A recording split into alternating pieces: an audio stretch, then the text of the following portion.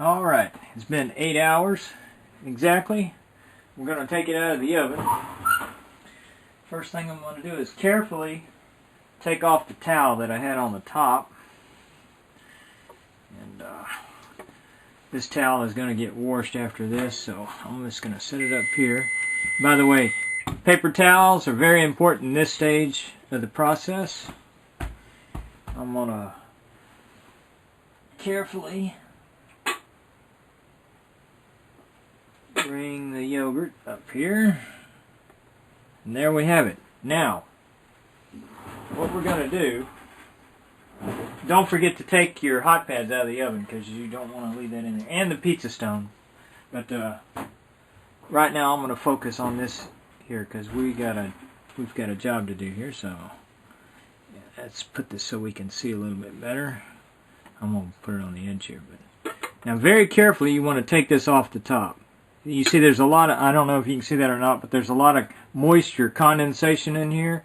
And you don't want that moisture to drip as little as possible into the yogurt. If it does, it's not going to hurt anything, but the whole point is we want to keep it dry. So I'm going to take this off carefully. Sometimes, occasionally, if you leave it in, especially if you leave it in there too long. By the way, if you leave it in there, longer than 8 hours, like say, if you forget about it in the next morning and you come in, it's like, you're just going to have a real tart yogurt. I wouldn't recommend it. It should be okay. It's not gonna, probably not gonna kill you, but I don't know. But I have done that once or twice, and it turned out fine. It's just a little more tart. The problem is when that happens, you won't be able to use this yogurt to make the next batch of yogurt. From this yogurt, you can make another batch and another batch. Just like making sourdough bread, you have a sourdough starter and you keep your starter going.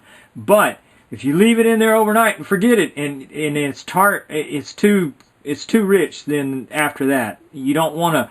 Plus, at that point you may have cultured something besides yogurt growing in there, and then you've got a problem. And you don't want to use that as your next starter. So if you forget about it, you're going to have to buy another, pay more money for more yogurt, which at a higher price probably. But so what we want to do, exactly 8 hours. We're going to take this lid off very carefully, and I'm going to take it over the sink, and I'm going to give it a little shake over the sink carefully because it's glass. You know, hold on to that thing. But and then I'm going to bring it over here. I'm going to get a paper towel. Let me go ahead and do the lid first. I'm going to take this lid and I'm going to wipe the inside of the lid out, left to right, side to side, and then I'm going to come around and get the lip. And what I was going to tell you, what I forgot, is sometimes when you take this lid off, sometimes if you do leave it in there extra long, a lot of times that foam will come up at the top. Sometimes you'll actually get a seal around this lip, and it might stick a little bit. So be careful when you take it off. But that usually doesn't happen. But there we have it. And you'll want to, and it's a good idea to wipe down just this top edge around the edge, just to keep that clean. You're using a sanitary paper towel. Don't use dirty paper towels.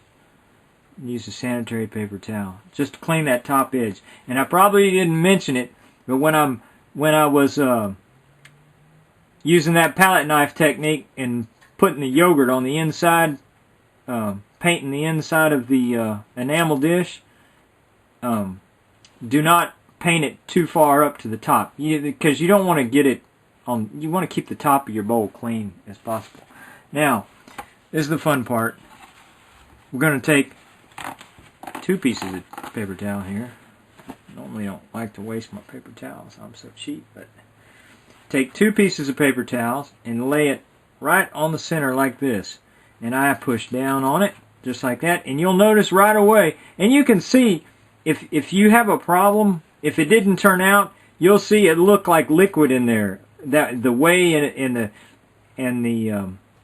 whey and the curd, it'll separate like curds and whey. Except you don't want curds and whey, you just want yogurt. And if it fails, that's what you'll see that, and you won't be able to do this.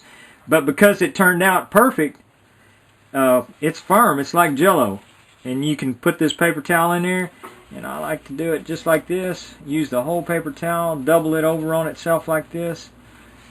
Put it in there, and what we're basically doing is this, what we're soaking up is a mixture of condensation from the moisture and a little bit of the whey that naturally weeps to the top. And it's like a matrix, the yogurt. And it's basically cheese and whey is what we have here. And the more of the whey that we get out, the more like cheese it becomes. Then you take this off, and see, that's pretty.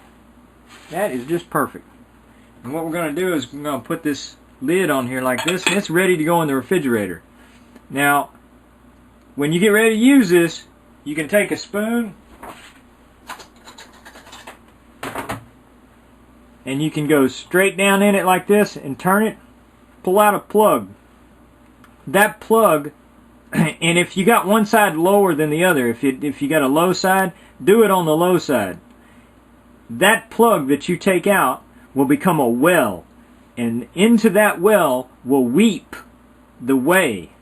The whey from the yogurt will weep into the well, and you'll get a little lake in that little hole. It'll fill up, and then you can pour that off into other things. And when you pour it off, you get in the habit, be careful, because I've done this one time.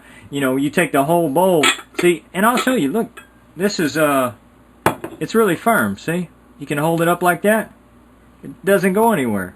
It's just like, they passed the whipped cream test, you know, but anyways, don't put it over your head like a whipped cream. But anyways, but when you take that plug out, and by the way, when you take a plug out, if you do it real neat, if you're good at it, you can get it's like a cone. It's kind of like a shape of a, what's it called, a Rocher or the Quenelle. It's like a half a Quenelle. You can take that and you can put it on, you can dress your food with it, and it's real pretty. And you know, my mom always liked that. Stands up tall in the center. But yeah, and you can use that for lots of things. And that's basically all there is to it. And then this goes in the refrigerator. It's a little warm, but it'll cool off. Put it in the top of your refrigerator, not in the bottom where the cool air is. Not in the freezer, but in the refrigerator. And that's all there is to it. And yeah.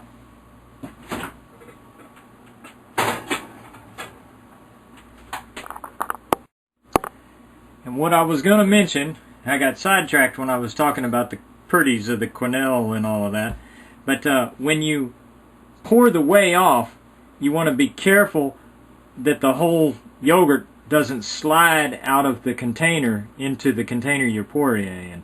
Because that did happen to me one time. You know, I've made this yogurt for years and years and years, and over the years, you know, things happen. That's just the way it goes. But I didn't lose it all, but I caught it at the last second. But anyways, just a heads up to be careful when you pour the whey off, to make sure that the yogurt isn't sliding out of the container. And of course, part of the thing is as you take a well out, you get a little whey. You use that whey. You can I put it in stuff like oatmeal. I supplement. You know, normally when you make oatmeal, you make it with water, and if you pour the whey into a measuring cup first, then add the water to the whey, and that'll fill it up, and then you can make your oatmeal for breakfast with whey in it. So yeah, I think it's healthy. You know, it's just one of the things, and I add it to other things too. You can add it to salad dressing, all kinds of things, and the whey and the yogurt too. The yogurt has its uses, and the yogurt is kind of like tofu. You know, it's a neutral type of an ingredient, and you can go two ways. You can go savory. You can add salt to it, and it becomes savory, or you could add sugar, and it becomes sweet. You can use it for icings. You can use it like cheese. It depends on what you want to use it for. So it's very flexible. But yeah, when you pour it, just be careful when you pour you'll take a well out, the plug first, and it'll start. You weep in there and fill that up and pour it off, and then the next day it'll weep some more, and you'll take more of the plug out. As you use the yogurt, you'll just keep digging in that well. And you'll go down deeper, and more whey will go in there. and then your yogurt will firm up, and it gets, and I love a firm yogurt, me personally. Some people like it softer, some people sell it softer, and that really has, I think it has less to do with people's preference than it does what's convenient for the manufacturer and the manufacturing plant when you're producing thousands and thousands and millions of however many units.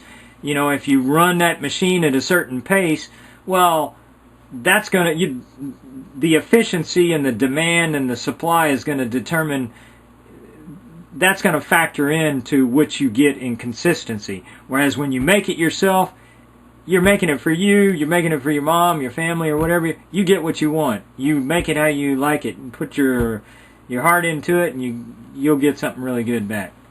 But anyway, that's all there is to it. And if you've come all the way through all my videos and you've seen all my videos on yogurt, you've probably been through a master class. But I'm not saying I'm a master. I'm not even a chef. I'm not even a cook. I'm just a home cook. But I did go to the chef's school. Anyway, not really. But anyways, I hope this helps you, and I hope you do good, and I hope somebody makes some yogurt out of this, and save some money. Yeah. Just a few final words to finish up. First and foremost, I want to thank God and my Lord and Savior for making everything possible.